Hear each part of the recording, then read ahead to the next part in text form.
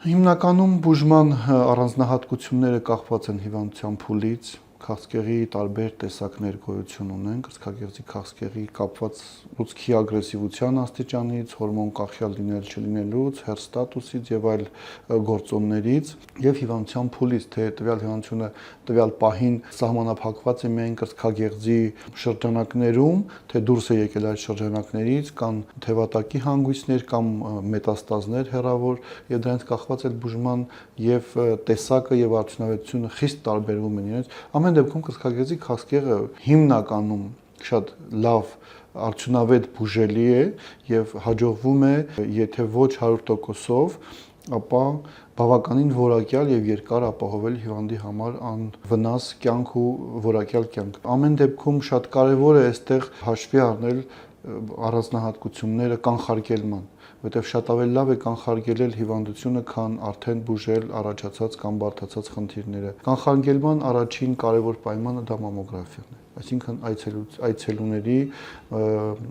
հետազոտության գալը տարին մեկ անգամ, 2 տարին մեկ անգամ, 6 ամիսը մեկ անգամ կապված առանձնահատկությունից, կապված են հանգամանքից, թե ընտանիքում քաղցկեղի անամնեզ կա, թե չկա մոր մոտ, քույրիկների մոտ, մորաքորոջ մոտ, հորքուրների մոտ եւ այլն։ Այսինքն ամեն մարդ պետք է ինքը գնահատի ռիսկը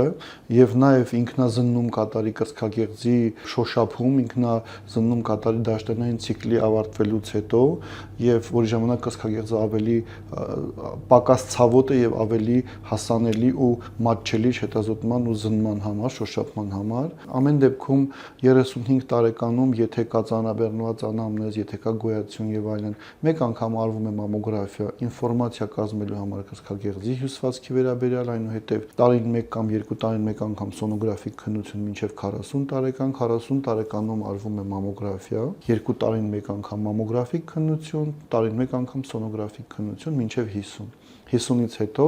ընդունված է տարին 1 անգամ կատարել մամոգրաֆիկ քննություն, մինչև 80 տարեկան։ 80 տարեկանից հետո այցելուն ինքն է որոշում գալ հետազոտության, թե չգալ։ Բուժումը իրականացվում է մեր կենտրոնում, Հայ-ամերիկյան առողջության կենտրոնում իրականացվում է համալիր ձևով, թիմային աշխատանք է։ Մենք ունենք